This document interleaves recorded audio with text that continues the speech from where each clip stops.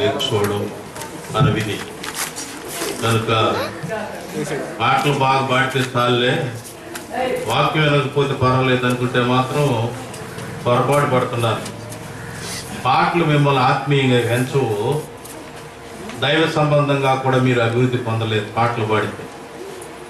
కనుక దేవుని వాక్యం ఏం చెబుతుందో దాన్ని వింటే ఆత్మ సంబంధమైనటువంటి అభివృద్ధి, క్షేమము లభిస్తారు.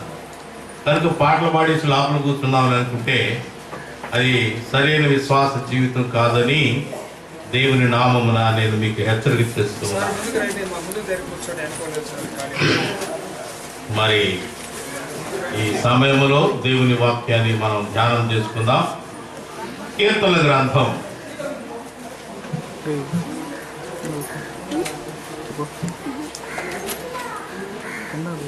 27వ కీర్తన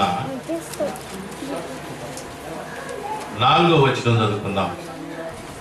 27వ కీర్తన 4వ వచనం.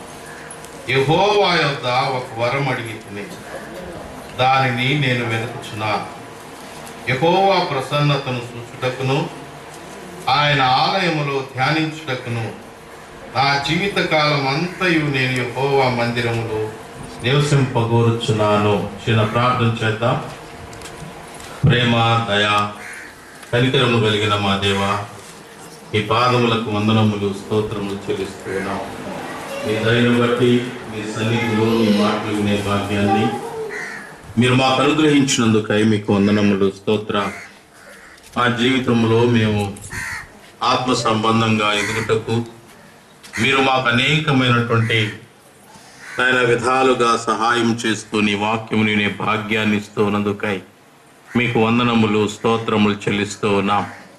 మా ప్రియ ప్రభు, మేము చదువుకున్న ఈ వాక్య భాగమును ఆశీర్వదించి మాకు అనుగ్రహించమని, నీ లేఖనములోని సంగతులను మేము గ్రహించున్నట్లుగా నీ ఆత్మ సహాయమును మాకు మెండుగా దయచేయమని మా ప్రభువును మా రక్షకుడైన యేసుక్రీస్తు నామమున ప్రార్థన చేసి అడిగి వేడుకుంటున్నాము తండ్రి, ఆమెన్. ప్రియులారా, మనం చదువుకున్నటువంటి ఈ వాక్య భాగములో దావీదు దేవుని ఒక వరం అడుగుచూ ఉన్నాడు. కనుక వరము అనగానే మనకు అర్థమవుతారు, దేవుడు తన భక్తునికి ఇచ్చేటటువంటి దానినే వరము అని అంటాం. కనుక దావీదు దేవుని సన్నిధిలో ఒక వరాన్ని కోరుకుంటూ ఉన్నాడు. కనుక అంతేకాకుండా ఆ వరమును పొందాలనేటటువంటి ఆశతో, కోరికతో దాన్ని వెతుకుతూ ఉన్నాడని మనం చదువుతున్నాం. ఇక్కడ అతని యొక్క ఆశ ఏమిటో, దేవుని సన్నిధిలో అతడు ఏమి కోరుకుంటూ ఉన్నాడో ఆ విషయాలు మనం ధ్యానం చేద్దాం. కనుక దావీదు కోరుకున్నటువంటి వరములో 3 భాగాలు ఉన్నాయి. కనుక ఈ 3 భాగాలు మన క్రైస్తవ జీవితానికి కూడా సంబంధించినవే. కనుక దేవుని కృపను బట్టి ఆయన మందిరములో మనము దేవుని సన్నిధిలో 15 సంవత్సరాలు గడపగలిగినాం. కనుక ఈ 15 సంవత్సరాలు దేవుని సన్నిధి మనతో కూడా ఉందని మనం ఎరుగుదాం. అయితే దేవుని మందిరము ఎడల మరి ఆయన సన్నిధిలో మనం ఏ రీతిగా ఉంటూ ఉన్నాం, మనం ఏమని కోరుకుంటూ ఉన్నాం. కనుక దావీదు వలె మనం కూడా అలాంటి వరాన్ని కోరుకుంటూ ఉన్నామా, లేదా దేవుని మందిరము పట్ల మన విధానం ఎలాగూ ఉంది, మందిరమును గురించి మనం ఏమనుకుంటూ ఉన్నామో ఒకసారి మనము పరిశీలన చేసుకోవాల్సిన అవసరం ఉంది. ఇక్కడ దావీదు దేవుని అడుక్కుంటూ ఉన్నాడు. ఏమిటి అంటే 3 భాగాలు ఆ వరంలో మనకు కనబడతాయి. మొదటిది, జీవిత కాలమంతా యెహోవా మందిరములో నివసించాలి. కనుక ఎంతటి ఆశతో దేవుని వరం అడుగుతున్నాడో చూడండి. కనుక తాను బ్రతికినంత కాలం, అంటే జీవించినంత కాలము దేవుని మందిరములో ఉండాలనేటటువంటి ఆశతో దేవుని అడుగుతున్నాడు. అంటే మరణించే వరకు దేవుని సన్నిధిలో నేను ఉండాలా, దేవునికి దూరము కాకూడదు అనేది ఆయన యొక్క ఉద్దేశం. కనుక మనం ఏ రీతిగా ఉంటూ ఉన్నాం, దేవుని సన్నిధికి వచ్చే విషయములో, ఆయన మందిరములో మనం కనబడేటటువంటి విషయములో ఏ రీతిగా ఉన్నామో మనం పరిశీలన చేసుకోవాల్సిన అవసరం ఉంది. కనుక ఇది మన విశ్వాస జీవితానికి ఒక హెచ్చరిక. దావీదు వలె మనం కోరుకుంటూ ఉన్నామా, ఆయన సన్నిధిలో నిరంతరము ఉండాలని మనం కోరుకుంటున్నామా లేదా అనేది జ్ఞాపకం చేసుకోవాలి. దేవుని మందిరములో అతను వాసము చేయాలని కోరుకుంటూ ఉన్నాడు. కనుక ఇలాంటి ఆశ మనం కలిగి ఉండుట మన ఆత్మీయ జీవితానికి మేలనేది దేవుని వాక్యం తెలియచేస్తూ ఉంది. రెండవదిగా మనం చూస్తే దేవుని ప్రసన్నత చూడాలా అని. కనుక ఈ ప్రసన్నత అనేటటువంటి దానికి అనేకమైన అర్థాలు ఉన్నాయి. దేవుని పరిశుద్ధతను చూడాలని, దేవుని యొక్క నిర్మలత్వాన్ని చూడాలని, దేవుని యొక్క మహిమను చూడాలనేది అతని కోరిక. మూడవదిగా మనం చూస్తే దేవుని ఆలయములో ధ్యానించాలా అనేటటువంటి ఈ మూడు ప్రాముఖ్యమైన విషయాలను కలిపి అతడు ఒక వరముగా దేవుని కోరుకుంటూ ఉన్నాడు. కనుక ధ్యానించుటనగానే మనం అనేకమైనటువంటి భావాలు మనకు కనబడతాయి. మొదటిగా మనం చూద్దాం, జీవిత కాలమంతా ఆయన మందిరములో నివసించాలని కోరుకున్నాడు. కనుక ఆయన మందిరములో ఏమి ఉంది, కనుక ఆ మందిరము యొక్క విశేషత ఏమిటి అనేది మనం తెలుసుకుంటే మనం కూడా మన జీవితాంతము ఆయనతో సహవాసము చేస్తూ ఆయన సన్నిధిలో ఉండాలనేది మనం కోరుకుంటాం. కనుక ఎందుకు మందిరములో నివసించాలని కోరుకుంటూ ఉన్నాడు అనేటటువంటిది మనం చూస్తే లేఖనాలలో మనం గమనించగలం. కీర్తనాకారుడు 33వ కీర్తన 12వ వచనం మనం చూస్తే, యెహోవా తమకు దేవుడుగా గల జనులు ధన్యులు, ఆయన తన స్వాస్థ్యముగా ఏర్పరచుకున్న జనులు ధన్యులు అంటూ ఉన్నాడు. కనుక ఆయన మందిరములో నివసించేవాడు మొదట ఎలాంటి వాడో చెప్తూ ఉన్నాడు. దేవుడట వారిని తన ప్రజలుగా ఆయన ఎన్నిక చేసుకుంటాడట. అంటే ఆయన దేవుడుగాను మనం ఆయన ప్రజలుగా ఉండేటట్లు ఎన్నిక చేసుకుంటాడు. రెండవది ఆయన స్వాస్థ్యముగా మనల్ని ఏర్పాటు చేసుకుంటాడట. కనుక ఆయన జనులుగా ఆయన స్వాస్థ్యముగా ఉండేటటువంటి వారు దేవుని యొక్క సన్నిధిలో ఉండాలనేది దేవుని వాక్యం ఇక్కడ మనకు జ్ఞాపకం చేస్తూ ఉంది. అంతేకాదు ఇశ్రాయేలులకు ఎలాంటి ఆధిక్యత ఉందో నేడు మనకు కూడా అలాంటి ఆధిక్యత ఇచ్చినాడు. ద్వితీయోపదేశ కాండంలో మనం చూస్తే 7వ అధ్యాయము 6వ వచనంలో మనం చూస్తాం, నీ దేవుడనే యెహోవాకు ప్రతిష్ఠిత జనము, నీ దేవుడనే యెహోవా భూమి మీద ఉన్న సమస్త జనముల కంటే నిన్ను ఎక్కువగా ఎంచి నిన్ను తన స్వకీయ జనముగా ఏర్పరచుకొనెను. కనుక ఆయన ప్రతిష్ఠిత జనముగా చేసుకున్నాడు. ఒకటి. రెండవది మనం చూస్తే భూమి మీద ఉండేటటువంటి సమస్త జనుల కంటే కూడా మనల్ని ఎక్కువగా ఎంచి తన స్వకీయ జనముగా చేసుకున్నాడు. కనుక ఆయన స్వకీయ జనమైనటువంటి మనం, ఆయన ప్రతిష్ఠిత జనమైనటువంటి మనం ఆయన సన్నిధిలో ఏ రీతిగా ఉన్నాం, ఆయన సన్నిధిని ఏ రీతిగా అపేక్షిస్తూ ఉన్నామో మనం జ్ఞాపకం చేసుకోవాల్సిన అవసరం ఉంది. కీర్తనాకారుడు అంటాడు 90వ కీర్తన 1వ వచనములు అంటాడు, ప్రభువా తరతరముల నుండి మాకు నివాస స్థలము నీవే అంటూ ఉన్నాడు. అంటే తరము వెంబడి తరము గతిస్తూ ఉన్నా వారు దేవుని సన్నిధిలో నిలిచినారనేది మనకు ఇక్కడ జ్ఞాపకం చేస్తున్నాడు. అలాగైతే మనం ఏ రీతిగా ఉన్నాం, మనము మన కుటుంబాలు దేవుని సన్నిధిలో ఆయనతో నివాసము చేసేటటువంటి విషయములో ఏ రీతిగా మనం ఉంటున్నామో మనం జ్ఞాపకం చేసుకోవాలి. కనుక ఒకవేళ ఆ విషయాలలో మనం వెనుకబడి ఉంటే మన జీవితాలను సరిచేసుకోవాల్సిన అవసరం ఉంది. కనుక దేవునితో సహవాసము చేయకుండా, ఆయనతో నివాసము చేయకుండా నువ్వు ఎన్ని లోకములో ఏమేమో చేసినా కూడా వాటి వలన నీకు ప్రయోజనము లేదు. అందుకనే దావీదు కోరుకుంటూ ఉన్నాడు, గొప్పవాడే, రాజే, సైన్యము కలిగినటువంటి వాడు, అనేక యుద్ధములు చేసినటువంటి వాడు, బల పరాక్రమము కలిగిన వాడని రుజువు చేసుకున్నాడు. కానీ అలాంటి వాడు ఏం కోరుకుంటూ ఉన్నాడంటే, నా జీవితాంతము నీ సన్నిధిలో ఉండేటట్లు నాకు మరి కృప చూపమంటూ ఉన్నాడు. కనుక దేవుని బిడ్డలు కోరుకోవాల్సిందే, ఆయన సన్నిధిలో నిరంతరము నిలిచేటటువంటి ఆ శ్రేష్టమైనటువంటి భాగ్యాన్ని పొందేటట్లు చూసుకోవాలనేది లేఖనాలు మనకి ఇక్కడ జ్ఞాపకం చేస్తూ ఉన్నాయి. అందుకని ఆనాటి భక్తులు వారు దేవుని సన్నిధిలో ఉండాలని కోరుకున్నాడు. 23వ కీర్తన 6వ వచనం మనం చూస్తే, చిరకాలము నేను యెహోవా మందిరములో నివాసము చేసేదను అంటాడు. కనుక వారి ఆశ ఎలాగూ ఉందో, వారి తీర్మానం ఎలాగూ ఉందో మనం జ్ఞాపకం చేసుకోవాలి. కనుక మనం దేవునితో అలాంటి ఒడంబడిక చేస్తున్నామా? దేవా, నీ మందిరములో నేను చిరకాలం ఉండేటట్లు చెయ్యి, నీ మందిరములో నీతో సహవాసము చేసేటట్లుగా నన్ను నడిపించు అనే ప్రార్థన మనకు ఉందా? కనుక అలాంటి ప్రార్థన లేకపోతే మన శ్వాస జీవితము నిష్ప్రయోజనమవుతా. కనుక ఆయన సన్నిధిలో శ్రేష్టమైనటువంటి ఆశీర్వాదాలు ఉన్నాయి. అది ఎరిగినాడు కనుకనే దావీదు దీనిని కోరుకుంటూ ఉన్నాడు. కనుక మనం కూడా ఇలాంటి కోరిక కలిగినటువంటి వారమై మనం ఆయన సన్నిధిలో ఉండాలనేది దేవుని వాక్యం ఇక్కడ జ్ఞాపకం చేస్తూ ఉంది.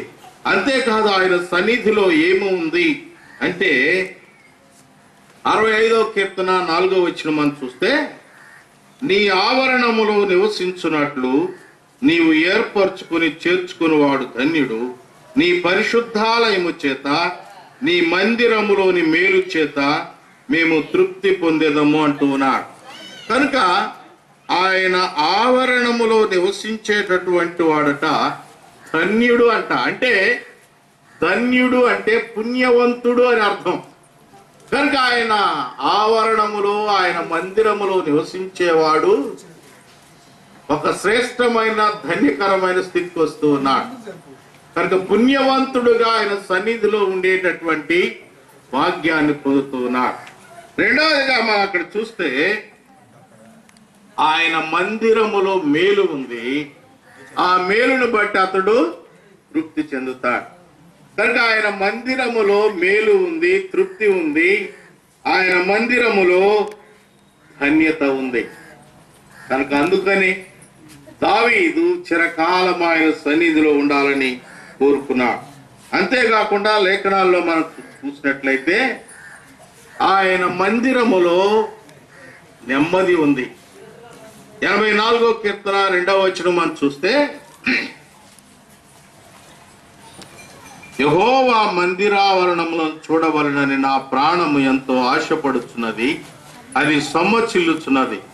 జీవము గల దేవుని దర్శించుటకు నా హృదయమును నా శరీరమును ఆనందముతో కేకలు వేయిచున్నవి. కనుక ఆయన మందిరములో ఎలాంటి పరిస్థితి ఉందో చెప్తున్నాడు. కనుక ఆయన ప్రాణమంట ఎంతో ఆశపడుతూ ఉందంట దేవుని ఆవరణములో ఉండాలి. కనుక మనకుందా ఈ ఆశ? దేవుని సన్నిధిలో ఉండాలని, దేవుని సన్నిధిలో ధన్యత పొందాలని, ఆయన ఆవరణములో మేలు ఉందని, తృప్తికరమైనటువంటి జీవితం ఉందనేది మనం ఎరుగుతూ ఉన్నామా? అంతేకాదు, అక్కడ అంటాడు అది సొమ్మసిల్లుచున్నది అంటాడు. కనుక అలసినటువంటి ప్రాణాన్ని ఆయన నెమ్మది పరిచేవాడుగా, ఎందుకంటే ఆయన జీవము కలిగిన దేవుడై ఉంటున్నాడు. కనుక నీ ఆశను తీరుస్తాడు. నీవు సొమ్మసిల్లిన పరిస్థితులలో, అలసినటువంటి పరిస్థితిలో ఉండేటప్పుడు నీ అలసటను తీర్చి ఆయన నిన్ను ఆనందింప చేసేవాడుగా ఉంటాడు. కనుక ఆయన మందిరములో ఆపుదల ఉంది, ఆయన మందిరములో నెమ్మది ఉంది, ఆయన మందిరములో సంతోషము ఉంది. కనుక అలాంటి మందిరాన్ని మనం కోరుకుంటూ ఉన్నామా? ఆయన సన్నిధి మనం అపేక్షిస్తున్నామా లేదా అనేది మనం జ్ఞాపకం చేసుకోవాల్సిన అవసరం ఉంది. ఎందుకంటే జీవము కలిగిన దేవుడు ఆయన మందిరములో ఉన్నాడు కనుక ఆయన సన్నిధిలో మనం నివసించుట మనకెంతో క్షేమకరము, దీవెనకరం. లేఖనాలలో మనం గమనిస్తే అలాంటి సంగతులే మనకు కనబడతాయి. యెషయా గ్రంథములో 40వ అధ్యాయము 29వ వచనం మనం చూస్తే, సొమ్మసిల్లిన వారికి బలమిచ్చువాడు ఆయనే, శక్తిహీనులకు బలాభివృద్ధి కలుగు చేయువాడు ఆయనే. కనుక నీ జీవిత యాత్రలో అలసిపోయినట్టు, మరి బలహీన పడిపోయినట్టు, నిరసత్వం కలిగిన వాడవుగా, శక్తి లేని వాడవుగా ఉంటే ఆయన అంటూ ఉన్నాడు, నేను నీకు బలమును కనుక నీకు శక్తిని కలుగజేస్తా, నీకు బలాభివృద్ధిని కలుగజేస్తానని దేవుడు మనకు సెలవిస్తూ ఉన్నాడు. కనుక శక్తిహీనులుగా, బలహీనులుగా ఉండకుండా ఉండాలి అంటే బలమైన దేవుని సన్నిధిలో మనము కనిపించేది, ఉండేది నేర్చుకోవాలనేది దేవుని వాక్యం ఇక్కడ తెలియచేస్తూ ఉంది. అంతేకాదు 31వ వచనంలో మనం చూస్తాం, యెహోవా కొరకు ఎదురు చూచువారు నూతన బలము పొందుదురు. కనుక ఆయన మనకు నూతన బలమునిచ్చి బలపరిచి మనను నడిపించేవాడుగా ఉంటాడు. కనుక ఆయన మందిరాన్ని అపేక్షించే వారికి ఇంత ధన్యత ఉందనేది మనకు ఇక్కడ జ్ఞాపకం చేస్తాడు. అంతేకాదు ఆయన 57వ యెషయా గ్రంథము 57వ అధ్యాయం 15వ వచనంలో చూస్తే, ఆయన మహాగణుడు, మహోన్నతుడు, నిత్య నివాసి అయినటువంటి వాడు. కనుక అలాంటి వాడు పరిశుద్ధ స్థలములలో నివాసము చేస్తాడట. అయితే అదే పరిస్థితులలో వినయము కలిగినటువంటి వారి ప్రాణాన్ని ఉజ్జయింప, కనుక ఆయన సన్నిధిలో మనం వినయులమై వచ్చినప్పుడు మన ప్రాణాన్ని ఉజ్జయింపచేసి, ఉత్తేజపరచి ఆయన మనలను నడిపించేవాడుగా ఉంటాడు. రెండవదిగా మనం అక్కడ చూస్తే, నలిగిన వారి ప్రాణమును ఉజ్జీవింప చేస్తాడు. కనుక నలిగిన స్థితిలో, జీవిత యాత్రలో ఆయా పరిస్థితులలో నలిగిపోయినావా? అయితే నలిగిన స్థితి నుంచి నిన్ను ఆదరించడానికి, నిన్ను ఉజ్జీవింప చేయడానికి, నీ పడిన స్థితి నుంచి నిన్ను తప్పించి నిలబెట్టడానికై ఆయన నీ కొరకై ఎదురు చూసేవాడుగా ఉంటున్నాడు. కనుక అంతటి మహోన్నతుడైన వాడు నీ ఎడల తన ప్రేమను చూపించేవాడుగా ఉన్నాడు. కనుక మనం ఏ రీతిగా ఉన్నామో మనము జ్ఞాపకం చేసుకోవాలి. ఆమోసు గ్రంథంలో ఆమోసు అంటాడు, 4వ అధ్యాయం 12వ వచనం చూస్తే, ఇశ్రాయేలీయులారా మీ దేవుని సన్నిధిని కనబడుటకై సిద్ధపడుడి అంటాడు. కనుక ఆయన సన్నిధిలో కనబడేదానికి సిద్ధపడమని ఆయన హెచ్చరిక చేస్తున్నాడు. కనుక మనం ఏ రీతిగా ఉంటూ ఉన్నాం, దేవుని సన్నిధికి ఏ రీతిగా వస్తూ ఉన్నాం, దేవుని సన్నిధిలో దేవుని యొక్క దీవెనలున్నాయని, ఆయన మనల్ని ఉజ్జీవింప చేసేవాడని, ఆయన మనలను నిలబెట్టేటటువంటి వాడని, ధైర్యపరిచేవాడని ఇన్ని సంగతులు చెప్పబడుతూ ఉండగా మన యొక్క విధానం ఏ రీతిగా ఉందో ఆయన సన్నిధికి వచ్చే విషయంలో మనం పరిశీలన చేసుకోవాల్సి ఉంది. కనుక ఆ రీతిగా ఆయనను వెంబడించేవారు ఆదరించబడతారు.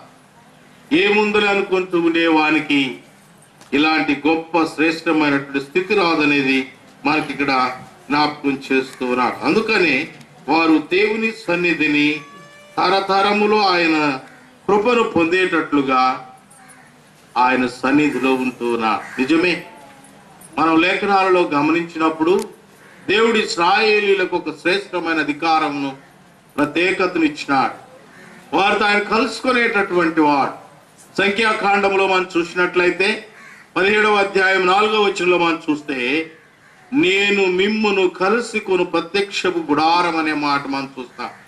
కనుక దేవుడు తన గుడారములో తన ప్రజలను కలుసుకునేటటువంటి వాడు, అక్కడే వారిని కలుసుకుని వారితో మాట్లాడేటటువంటి వాడుగా ఉంటూ ఉన్నాడని మనం చూస్తూ ఉన్నాం.